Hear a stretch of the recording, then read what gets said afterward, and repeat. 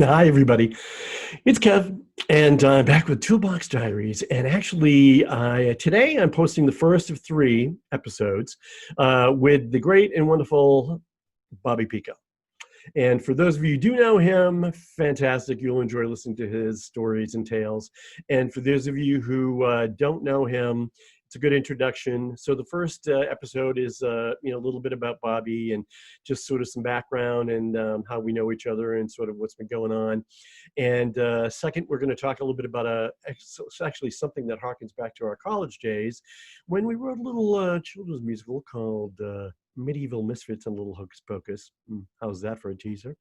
And lastly, I just wanted to talk to him about, because he had a very interesting life. He spent almost 40 years in New York City working in the piano bars and with a lot of incredibly talented people doing what he does best. But this first episode, we kind of talk a little bit about him, and he had actually just done the night before I think one of his first gigs during the COVID time with a singer down in Florida who. So they did it basically as a live, like Zoom type of thing, and we talked a little bit about how interesting that is to do in these days. But there's a lot of that getting done, and it is kind of fabulous because it gives people a chance to do what they do. And it was really fun to listen to. And hopefully this will be fun to listen to. So stay tuned, enjoy, talk to you later. Bye. Moments in our lives when we all need a break. Technical difficulties. Look at you with your bookcases back there. And oh, you can still see a box. You could be on MSNBC. It's sort of like Hannah with her bookcases behind her. She thinks she's very scholarly. She does think that. Always has. She does. Always has. Very cocky about it, too. Yeah, it's always been a problem with her.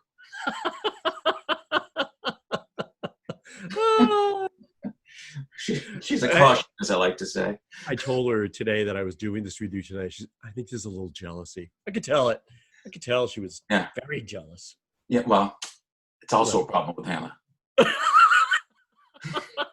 Oh, she's going to love this video already. I know. And I'm not editing. This edition of Toolbox Diaries has said, "What's wrong with Hannah?" I can't speak.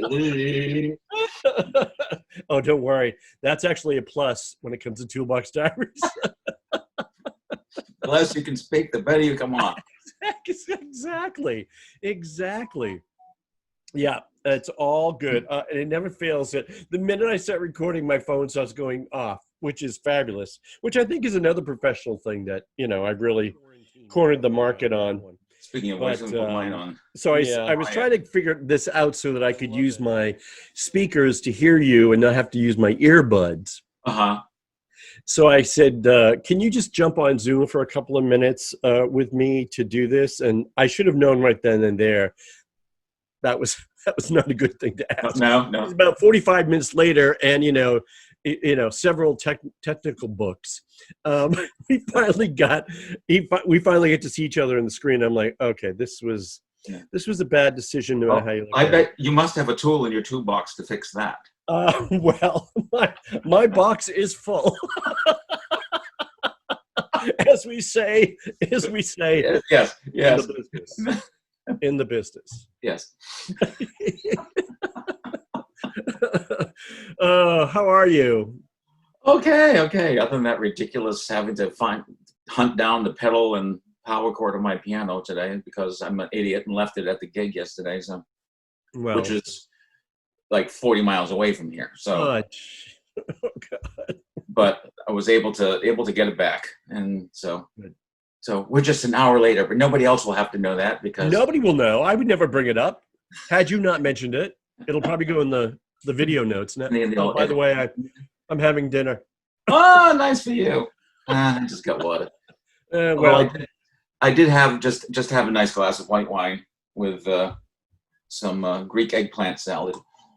Oh, not very nice. Very nice. So it's a good thing you can't smell my breath over this thing, or at least I hope you can't, because there's a lot of garlic happening. Not yet, but right now. there's a few miles between us, so give it a few Hey, minutes. by the end of this interview, it might make its way through. I loved your response to the woman that you did the show with last night, who apparently thought you were meeting with like a Dick Cavett type. Well, I had to go to her house today because her husband went and got my things for me. She lives closer to me than the venue, and so she said, "Well, you got it. So come to my place and pick it up." So I did, and we chatted for a while. And she said, "So what are you playing tonight?" I said, "No, it's not that kind of a gig. It's not a gig at all. It's just an interview with a world-renowned." Yes, I mein it's interviewer. It's nerve-wracking to be in the presence of someone such as yourself. But I love how you said, no rehearsal required. No rehearsal required. Which is what it's all about. So did you have fun last night? I watched your show. Did you watch? I did, absolutely. It's weird. It's really weird. Like performing in a vacuum. That's especially that kind of the cabaret shows that we do is like it's so dependent on audience. I know. And it's like you have no clue how it's going out and what people are seeing and what they're doing. There's no yay, oh they like that one, or no, they didn't care for that one so much. You have no idea. They could all have been yay, so they could exactly. All have been, exactly. And you don't know until it, Well, and I know there were people doing comments as they're going on, but we don't get to see any of those. Oh yeah, that's true. That's true. Well, it must be hell when you're, ending a big number, with a big old sound at the end and nothing. Now, I've had that happen to me, but that's a different story. But I think as a professional singer, that would be painful. It's disconcerting. I learned to work around it personally. I learned to work around it. No, that's happened to me many a time as well. The dreaded fear. Okay. Well, that's what I got. Oh, I see that one went over well. It's people looking at their phones. I should say, because I always assume everybody knows who I'm talking to when I do these things, but Bobby Peaco, I should have done this up front. Okay, I'll pretend this is the beginning. You edit anyway, right? So. Please, like Scorsese. Yeah. I edit like Scorsese. Have you not seen my work? A little bit about that. The first time I got my editing tool and Hannah and I did one of these, I wasn't, well, of course I don't read any instructions. So I just take it, I just go. I just go. Panos doesn't either. We get if there's a pair of scissors, that means cut. Yeah. So I edited the first one and I sent it to her and she's like, it looks like I'm constantly having seizures, because she'd finish a sentence and it would I would edit it so it would just jump to the next thing and it looked like she was having a seizure. She's not happy with that. That's also a problem with Hannah. Boy, the list is growing. We should really be taking notes. The seizures alone. So she's like, why does it always look? I look like a spastic, person, because the way you edit, nobody's going to know it's because it's the way you're editing. It just looks like I have these moments. She's just special. She's special. She's our special. Speaking of special, we do love her. Oh, you want to do your little? Oh yeah. So. It's all about professionalism, Bobby. I wish more people do that. This is professional. But anyways, yeah, so I am here with the wonderful and fantastic Bobby Peaco, who I have known for 40 plus-ish kind of years. Yeah. And we went to college together and we have laughed a lot since then. And we continue to do still fun things. But for those who have not had the proper introduction to Bobby, Bobby is an insane, fantastic, amazing, well, I don't even know what the words are, pianist, as I say in France. But he is absolutely amazing. And the wonderful thing about Bobby, you worked in New York for years Decade. and decades and just, worked with so many people and wonderful stuff. But I think that you will not find one person who has worked with Bobby Peaco who is not in love with him, one. Oh. And two, recognizes the fact that he can make or break you. I have the power. The power of the keys. And I say that only in a positive way because if you're a singer, if you're a real singer, you're blessed because Like you. Well, it's not for me to say that, but you're right. No, if you're a real singer, he's a gift from God because he basically, is exactly who you want behind you, because he can just turn, any song into just a great, beautiful moments, and it's amazing. Well, on the flip side, if you're not a singer, I can't relate to that part of it, of course. no, but I mean, you've heard my theme seen song. it happen a couple of times. You've heard my theme song. Yes. Oh, Yeah. So, I mean, that's proof in the pudding right there. it's a hit. Panos, if he was still DJing, it would be in his mix. He seriously loves it. Well, that's all thanks to Michael Starobin and Sam Starobin and the fabulous backup singer, or as I like to call her, my Pip, Hannah. But if you're not a singer, Bobby Peaco is the person you want behind you because he can save you and make you look so much better. I know. But it's crazy. I found these right before we came on. I think I don't know if you can be able to see these. Now. Oh no. Is this your life? Oh my God. Oh my God. Who's the wheat thin on the right? Oh my God, that is so funny. You and Hannah and Scott Wilson. Scott Wilson. Oh my God. Oh, that is so adorable. Oh, she'll love that. Wait, there's more. Oh dear. Oh dear. Oh my God. Is that the Hennessy Theater? Yeah. Oh my God. Gary Lynch, Seal, Kathy Carberry, Kevin LaChapelle, and Michael Turner. Oh my God. I look like a bird that has just pecked its way out of the egg. And it was a very tiny egg.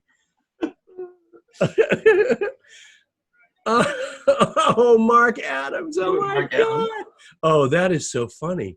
Look at that sweatshirt. That's probably a small. And it looks like a tent on me. Do you know I'd pay to be halfway back there? Jeez. Michael Boyle. Yeah. Oh, Michael Boyle. The same shirt. Same shirt. Well, we were proud of our alma mater. Oh, I guess that's Lillian Cataldi on the side there. Oh, Lillian. Oh, my gosh. That is a hoot. You just found these like in a box somewhere? No, because we moved. And right. Putting stuff away and stuff. And I came across me and the lovely Sue Scannell and Brian Sutherland. Oh, my God. The mustachioed king. Yeah, look at that, huh? Look at you as well. I mean, my gosh. Wow. And one more. We actually were that young. I saved the best for last. Oh, no. We actually were that young, Bob. We were. Okay. And he's staring at the ceiling for what purpose? That's how Carol thinks I do most of my Zoom calls. That is right, Kathy Carver. Oh my God. And these pictures were from the reunion we did in 1990. These aren't even from college. Oh. Remember that reunion? I do remember that reunion for many, many reasons, all kinds of reasons. But Hannah and I always joke about the fact that we were together for no more than 5 minutes on that stage, and Carol yelled from the back of the theater, "Kevin and Hannah, separate!" Because we were making we wouldn't shut up. We wouldn't shut up. So literally, we went from being next to each other on one side to she stayed there, and I went all the way over to the other side. Some things never change, Bob. Some things never change. That's how it is. Well, I'm And sure it was Hannah's fault because she's a troublemaker. she's a troublemaker. Thank To you add for that to seeing the that. list. Because a lot of people don't see that. No. A lot of people don't see it. Some people think it's me. No, I would never say that. Yeah. Oh, she's gonna. That innocent face of hers. That innocent face of hers. She get away I with know. it. Oh, I know. Yeah. Yeah, she has a way of getting away with murder sometimes. Yeah. Literally at times, from my understanding. Literally, yeah. I didn't feel that we needed to go there, but Well, you can edit that out. it'll be in the news soon enough. Be in the news soon enough. She posted a picture this afternoon of her in a sweatshirt with a. Oh yeah, liking a cool breeze and yeah. Yeah, whatever. If I hadn't been out at the optometrist getting my eyes dilated, which was fun. They're just now coming back to normal. I could just see straight for the first time. But yeah, I would have been in a fetal position, crying for the very same reason she was excited. So that's oh my God, fall's coming. Yeah, that's one area we do not sync up in. Yeah, let's sync up in. But yeah, you are a summer guy. I am a summer guy. I think I've become one too. Even though I grew up in Maine and loved all the seasons, but I'm happy down here in the heat, and it doesn't change much.